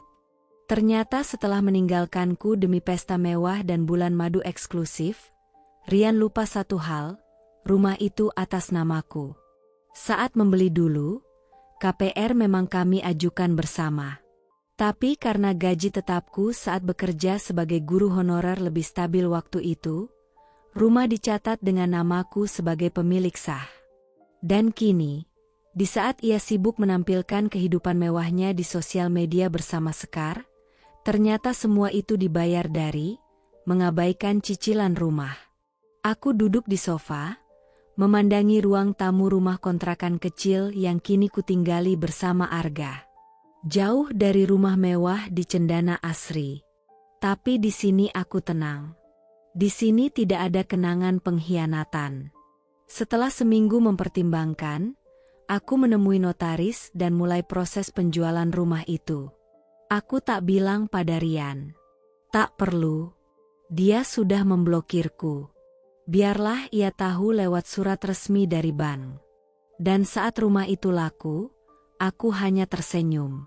Separuh hasil penjualan langsung kualihkan untuk modal tambahan bisnisku. Separuh lagi kutabung untuk Arga. Mungkin nanti untuk sekolahnya. Atau mungkin untuk membeli rumah kecil milik sendiri, yang benar-benar rumah, bukan neraka yang dibungkus janji manis. Beberapa hari kemudian, Rian akhirnya menghubungiku dari nomor baru. "Alia, kamu jual rumahnya?" Suara panik, terguncang. Aku menjawab tenang, "Iya, rumah itu atas namaku. Dan kamu sudah meninggalkan cicilan selama 2 bulan. Aku hanya melindungi diriku sendiri. Kamu nggak mikir, aku tinggal di mana? Aku dan Sekar." Aku memotongnya dengan suara yang datar, tapi tajam. "Dulu aku juga nggak mikir tinggal di mana, Rian. Aku cuma mikir gimana caranya bertahan setelah kamu nikam aku saat aku diambang maut." Ia terdiam. "Sekarang, giliran kamu mikir." Lalu aku menutup telepon. Dingin, tegas, tanpa getar di suara. Bukan karena aku tak sakit hati, tapi karena aku sudah melewati rasa sakit yang lebih dalam dari ini. Rumah itu dulu tempat aku dihancurkan. Kini, rumah itu menjadi pondasi kebangkitanku.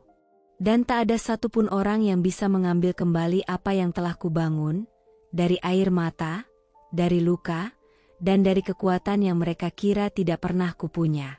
Pagi itu aku berdiri di balkon apartemen mungil kami di lantai 7. Angin sejuk mengelus wajahku, dan dari kejauhan kulihat halaman sekolah tempat Arga belajar. Sudah hampir 2 minggu kami tinggal di sini, tempat yang jauh lebih kecil dari rumah sebelumnya, tapi terasa jauh lebih tenang, lebih jujur, lebih utuh. Apartemen ini hasil dari penjualan rumah lama. Sebagian besar dana memang kupakai untuk mengembangkan bisnis catering dan menabung untuk pendidikan Arga, tapi aku menyisihkan cukup untuk tempat tinggal yang layak, yang dekat sekolah Arga, dekat akses transportasi, dan yang paling penting, jauh dari kenangan buruk. Setiap sore, kami berjalan kaki ke taman kecil di seberang apartemen. Arga suka bermain sepeda kecilnya di sana, dan aku duduk di bangku sambil memantau, sesekali menjawab pesan masuk dari pelanggan atau tim catering. Tapi lebih dari itu, aku mulai merasa hidupku milikku sendiri lagi. Sampai suatu hari, sebuah pesan masuk ke DM Instagramku. "Hai Kak Alia, saya host podcast Suara Perempuan. Boleh ngobrol sebentar? Kami ingin undang kakak jadi tamu, membagikan kisah tentang bangkit dari toksik mariage dan membesarkan anak sendirian.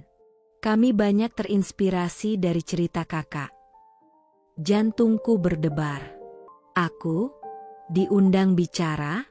Aku, perempuan yang dulu hanya menangis diam-diam di kamar mandi karena takut suami marah?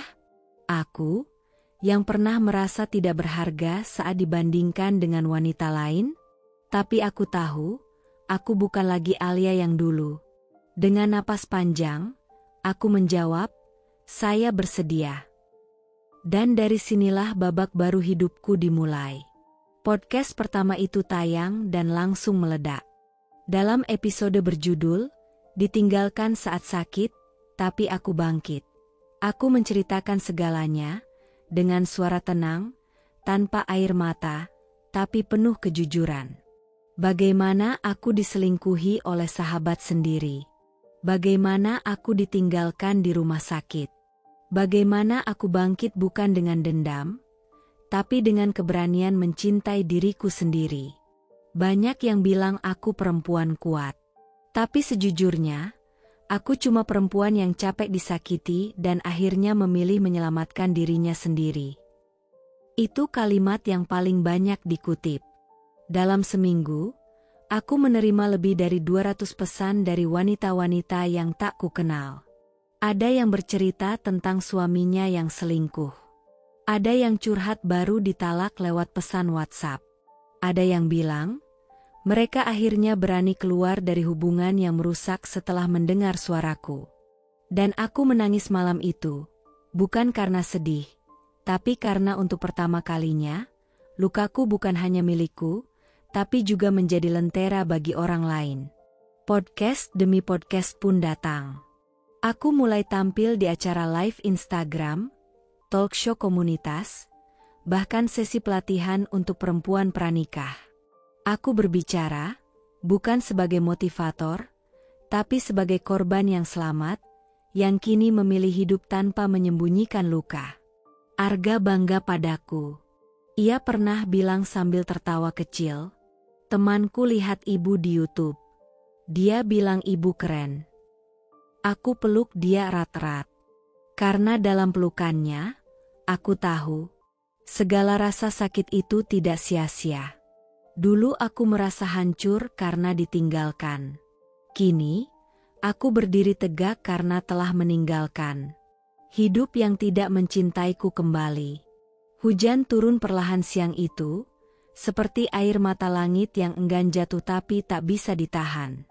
Langit kelabu, udara lembab, dan waktu terasa lambat saat aku duduk di dalam apartemen kecil kami, memeriksa daftar belanjaan untuk catering besok. Arga sedang tidur siang setelah pulang sekolah. Wajah mungilnya damai dalam selimut bergambar dinosaurus favoritnya. Ponselku tiba-tiba bergetar. Sebuah pesan masuk. Dari nomor tak dikenal. Dan saat kubuka, seketika nafasku tercekat. "Hai, Nay. Ini Rian. Boleh ketemu sebentar? Aku perlu bicara. Ini penting." Aku membacanya berulang kali, memastikan ini bukan halusinasiku. Nama yang selama ini kuhapus dari hidupku. Nama yang tak lagi memiliki tempat dalam pikiranku. Nama yang pernah menjatuhkanku sedalam-dalamnya, kini muncul kembali, begitu saja. Tanganku gemetar. Tapi bukan karena rindu. Bukan karena harap. Lebih karena geli. Dan jijik. Apalagi yang dia inginkan setelah semua ini? Aku membalas dingin. "Besok. Kafe Taman jam 10 pagi. Jangan telat." Bukan karena aku butuh penjelasannya. Tapi karena aku ingin dia melihat dengan matanya sendiri. Perempuan yang ia tinggalkan, kini tak lagi bisa ia kendalikan. Keesokan paginya, aku mengenakan blus putih sederhana, celana bahan hitam dan hijab polos. Tidak ada riasan berlebihan. Tidak ada aroma parfum mahal. Hanya aku, dengan wajah tenang dan langkah pasti. Tapi yang berbeda, adalah jiwa di balik tubuh ini. Aku tiba di kafe tepat pukul 10. Hujan gerimis masih turun. Rian sudah duduk di pojok ruangan. Mengenakan kemeja biru tua, wajahnya terlihat lebih tirus dari terakhir kali kulihat. Mata yang dulu tajam, kini tampak letih. Ada lingkar hitam di bawahnya. Dan saat matanya bertemu mataku, aku tak merasakan apa-apa. Tak ada getar. Tak ada luka. Tak ada cinta. Aku hanya melihat orang asing. "Terima kasih sudah mau datang," katanya pelan, mencoba tersenyum. Aku hanya mengangguk. Tak ada basa-basi. Tak ada sapaan hangat. Aku tak datang untuk nostalgia. Dia menarik napas dalam-dalam, lalu berkata dengan suara yang nyaris bergetar, "Aku tahu aku nggak pantas bicara sama kamu. Tapi, aku harus jujur." Aku menunggu. Diam. Pandanganku tak lepas dari matanya. Dan kalimat berikutnya membuat waktu seperti berhenti sesaat. "Sekar, ternyata nggak bisa punya anak." Aku hanya memiringkan kepala sedikit. Menunggu kelanjutannya. Tanpa menunjukkan empati yang dulu pasti akan kuberikan dengan tulus. Sudah ke dokter, berbulan-bulan. Sudah coba pengobatan herbal, terapi macam-macam. Tapi hasilnya nihil. Kami nggak cocok secara medis. Dia menunduk. Tangannya menggenggam gelas kopinya dengan canggung. Aku mulai kepikiran kamu. Arga. Rumah kita dulu. Segalanya. Dan, aku sadar, aku kehilangan sesuatu yang gak bisa diganti. Air di mataku nyaris berguncang. Tapi aku tahan. Aku bukan datang ke sini untuk mendengarkan kisah penyesalan. Aku datang untuk menunjukkan hasil dari luka yang dulu ia tanamkan. Aku nyesel, Nay, katanya. Suaranya pecah. Waktu kamu sakit, aku harusnya ada di sana. Tapi aku malah pergi. Aku pikir Sekar akan membahagiakan aku. Tapi ternyata, dia nggak bisa jadi ibu. Dan sekarang, aku cuma mau satu hal. Keluarga kita kembali. Beberapa detik, aku hanya terdiam. Lalu, dengan suara pelan tapi penuh kekuatan, aku menjawab, Rian, kamu tahu nggak kenapa kamu merasa kehilangan sekarang? Bukan karena kamu sadar aku berhargai. Tapi karena apa yang kamu kejar, ternyata tidak seperti yang kamu bayangkan. Kamu kecewa.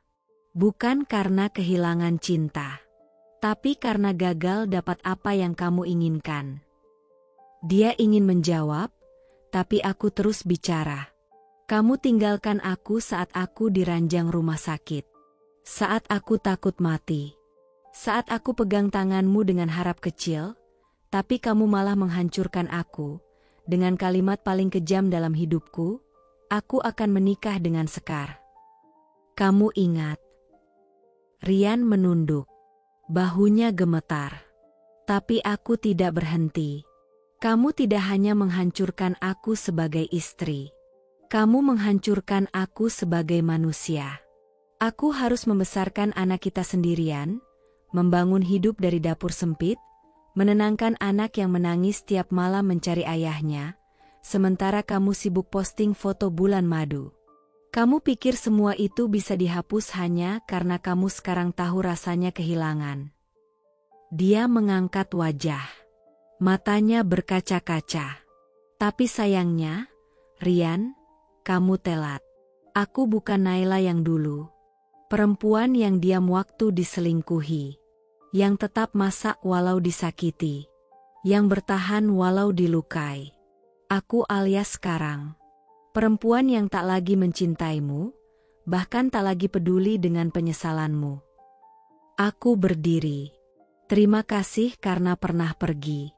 Karena kalau tidak, aku tak akan tahu sekuat apa aku bisa bangkit. Dan tanpa menunggu jawaban, aku melangkah pergi dari meja itu. Dengan kepala tegak. Dengan langkah mantap. Dengan hati yang utuh. Di luar, hujan masih turun. Tapi rasanya tak lagi menyesakkan.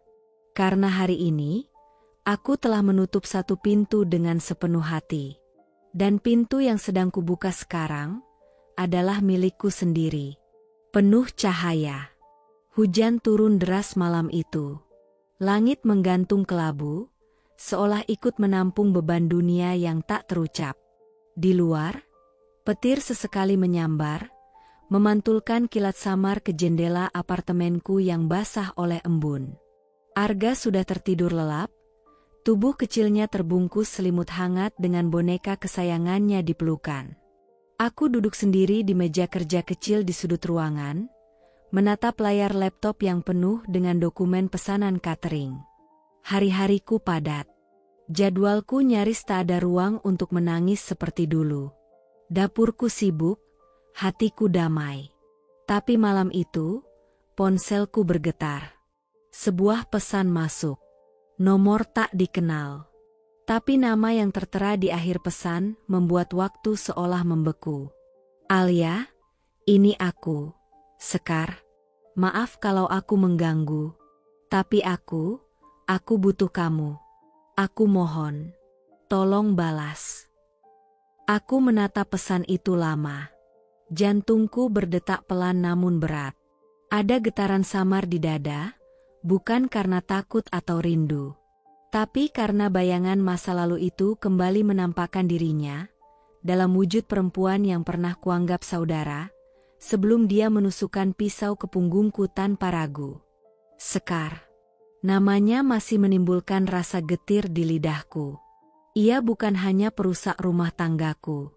Ia adalah orang yang kutitipkan kepercayaan paling tulus sebagai teman. Ia menyaksikan luka dan rapuhku dari dekat, lalu menggunakannya sebagai celah untuk masuk dan merebut segalanya. Tanganku sempat hendak menutup layar.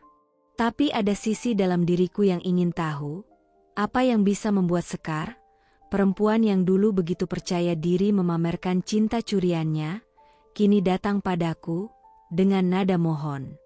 Akhirnya, aku membalas. Katakan. Tapi hanya lewat pesan.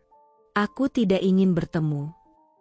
Beberapa detik kemudian, ponselku berdering. Aku ragu sejenak. Lalu mengangkat. Hening. Lalu, terdengar suara tangis yang lirih. Tertahan.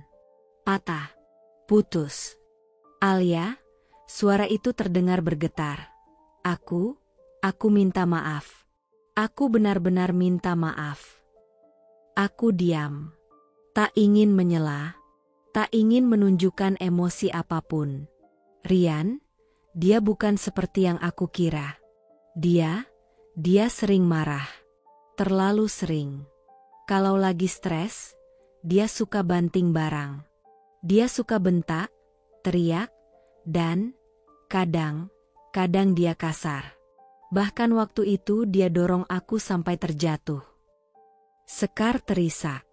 Tangisnya pecah lagi, kali ini lebih dalam. Lebih menyesakkan. Aku takut. Alia. Aku benar-benar takut. Aku sendirian. Nggak tahu harus ke siapa. Aku nggak bisa cerita ke orang tua. Aku malu. Aku malu udah merebut suami orang. Aku pikir aku menang, ternyata aku cuma ngambil racun dari tanganmu. Dan sekarang aku yang sekarat pelan-pelan. Air matanya terdengar jelas di ujung telepon. Isaknya membuat jeda-jeda kata terasa penuh luka. Tapi aku hanya mendengarkan. Tanpa bicara. Tanpa menitikkan air mata. Tanpa getaran. Karena aku tahu rasanya hancur. Karena aku pernah berada di tempat yang lebih gelap dari ini. Dan dia, yang kini menangis padaku, adalah orang yang dulu menertawaiku dari seberang. Aku minta maaf. Alia, aku sungguh minta maaf. Kalau aku bisa kembali ke masa lalu, aku nggak akan biarkan Rian menyentuhku. Aku nggak akan pernah jadi perusak. Tapi sekarang aku yang dihancurkan. Aku yang dihina, diancam, diabaikan. Aku akhirnya bicara. Suaraku rendah, tenang, tapi tajam. Bukan karena marah, tapi karena aku sudah tidak punya ruang lagi untuk iba. Dulu, aku juga menangis seperti itu, Sekar. Tapi kamu tidak pernah datang untuk memelukku. Kamu malah datang membawa pelukan untuk suamiku. Hening. Hening. Kamu tahu aku sakit. Kamu tahu aku diambang maut. Tapi kamu tetap diam. Kamu biarkan dia tidur di pelukmu. Sementara aku tertidur di ranjang rumah sakit dengan air mata dan infus. Kamu pilih jadi perusak, Sekar. Dan sekarang kamu ingin jadi korban. Sekar tak menjawab. Tangisnya makin pelan. Hanya terseduh. Kamu minta simpati? Maaf. Aku sudah tidak punya ruang itu lagi untukmu. Aku sudah membuangnya, bersama luka-luka yang dulu kalian tinggalkan. Aku bukan malaikat, Sekar. Dan aku bukan pembalas dendam. Tapi aku juga bukan tempatmu berteduh setelah badai yang kamu undang sendiri datang menerjang. Aku tidak ingin kamu tersakiti. Tapi luka yang kamu rasakan sekarang bukan tanggung jawabku. Itu bagian dari jalan yang kamu pilih sendiri. Dan setiap pilihan, ada harganya. Aku mengakhiri kalimatku dengan satu tarikan napas panjang. Aku sudah cukup banyak berdarah. Kini, aku memilih berjalan jauh dari medan perang. Dan sebelum dia sempat menjawab, aku menutup telepon. Perlahan. Tenang. Aku duduk lama di tepi ranjang, menatap wajah Arga yang masih lelap. Wajah mungil itu adalah satu-satunya alasan aku tidak tenggelam dulu. Satu-satunya makhluk yang menyelamatkanku dari menjadi bayangan diri sendiri. Malam itu aku tak menangis. Tak ada dendam yang memanas. Yang tersisa hanyalah rasa, selesai. Aku tahu, hidup akan terus berjalan.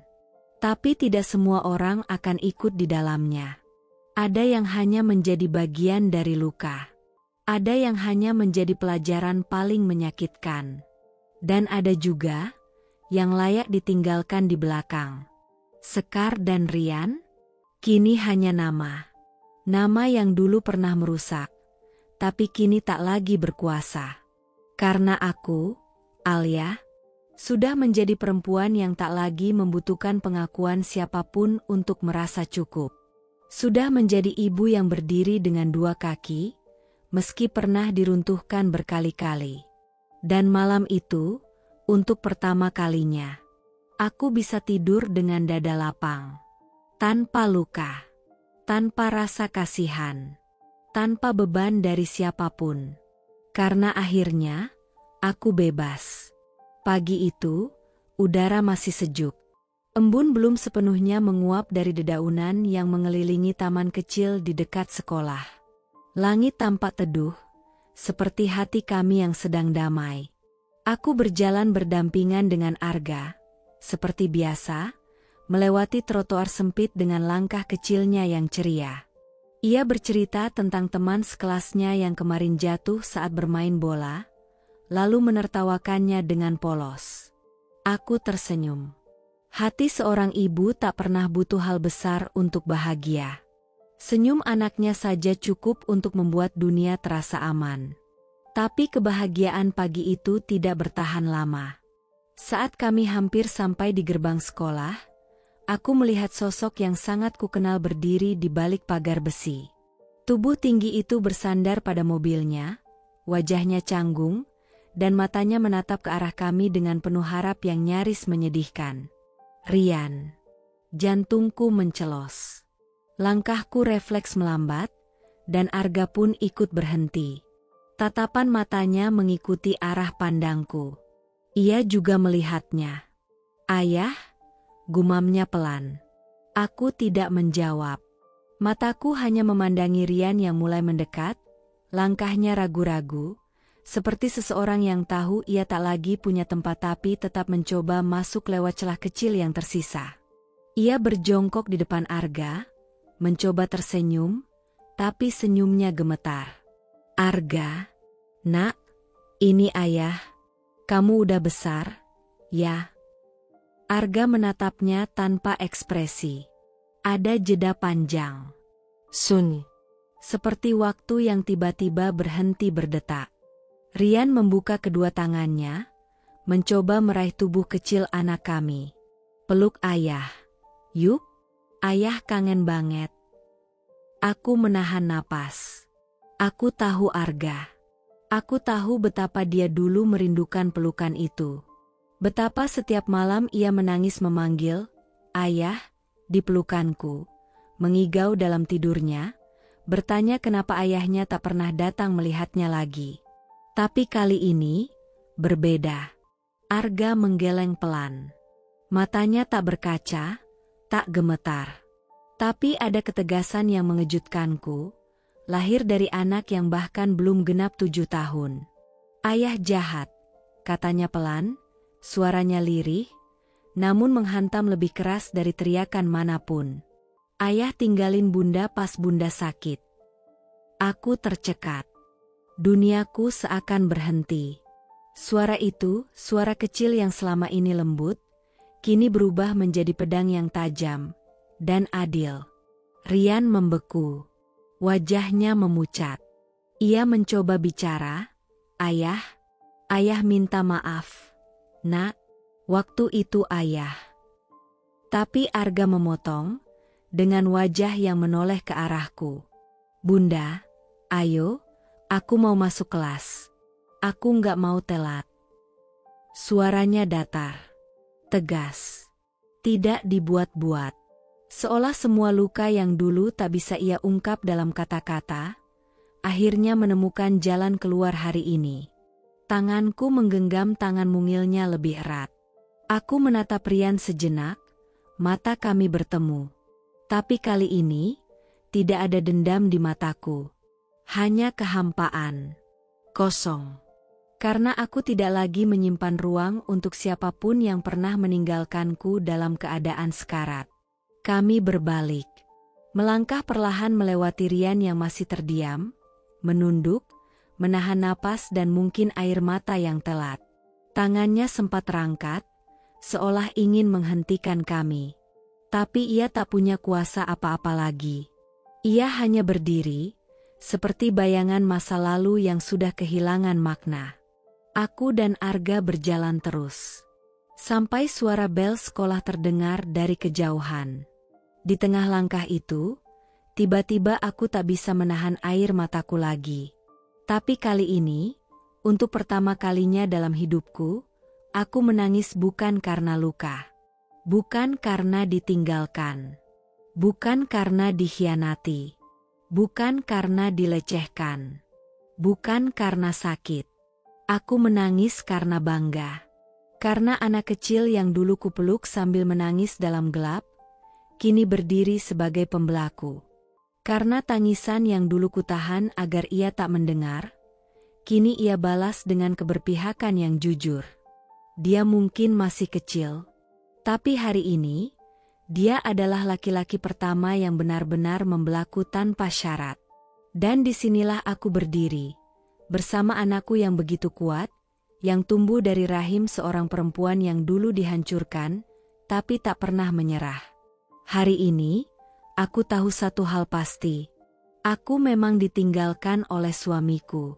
Tapi aku dibela oleh anakku. Dan itu, bagiku, lebih dari cukup. Sore itu, aula besar sebuah gedung pertemuan dipenuhi sorak tawa, tepuk tangan, dan wajah-wajah perempuan yang bersinar. Di hadapanku, ratusan pasang mata memandang dengan penuh haru, semangat, dan pengakuan. Mereka mendengarkan setiap kata yang keluar dari mulutku, bukan karena aku hebat, tapi karena aku bertahan. Aku berdiri di panggung, mengenakan gaun sederhana berwarna krem, dengan jilbab yang aku pilih sendiri, bukan untuk menutupi luka, tapi untuk merayakan ketenangan yang akhirnya kupeluk. Di belakangku, layar besar menayangkan cuplikan film pendek yang diangkat dari kisahku. Ada adegan saat aku menahan air mata di ruang operasi, saat Arga memelukku di malam-malam penuh tangis, hingga momen saat aku berdiri di depan rumah kontrakan dengan kotak-kotak kecil berisi masa lalu. Di layar itu, aku melihat kembali diriku, perempuan yang dulu begitu rapuh, yang disakiti oleh dua orang yang paling dipercaya. Tapi kini, aku berdiri di sini, bukan sebagai korban, tapi sebagai penyintas yang menginspirasi. Suasana di ruangan begitu hening saat aku bicara. Dulu aku berpikir, aku tidak akan pernah bisa tertawa lagi. Aku sempat percaya, hidupku berakhir di atas ranjang rumah sakit, di tengah tangis anakku, dan pengkhianatan suamiku. Tapi ternyata, dari puing-puing itulah aku membangun diriku kembali. Dengan tangan sendiri, dengan air mata, dengan doa, dengan harapan yang nyaris tak bersisa, tapi masih kugenggam erat. Dan sekarang, lihatlah aku. Aku berdiri di sini, utuh, hidup, tersenyum, bahagia. Bukan karena seseorang datang menyelamatkanku, tapi karena aku menyelamatkan diriku sendiri. Tepuk tangan bergemuruh. Beberapa perempuan di barisan depan menitikkan air mata. Aku melihat senyum mereka, senyum yang menyimpan luka yang mungkin serupa denganku. Dan saat itulah aku tahu, aku tidak sendiri. Aku tak pernah sendiri. Rian, kini hidupnya bukan lagi rahasia. Setelah pernikahannya dengan Sekar kandas dan bisnisnya bangkrut karena utang dan gaya hidup mewah yang tak bisa ia biayai, Ia tinggal di rumah kontrakan kecil di pinggiran kota.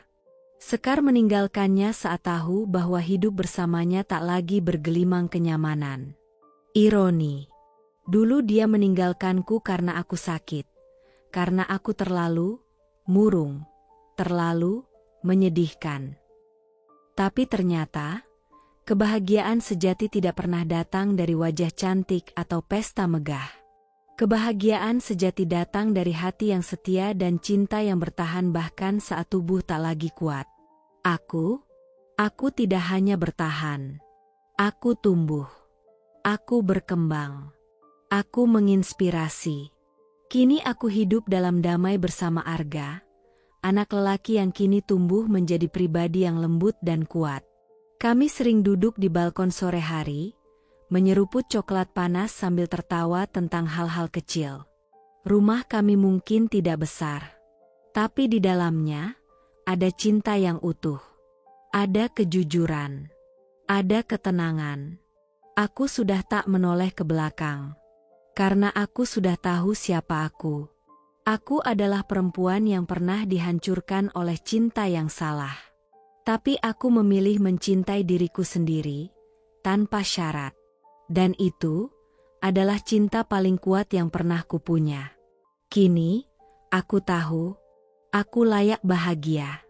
Bukan meski aku pernah disakiti, tapi karena aku pernah disakiti dan tetap memilih bangkit.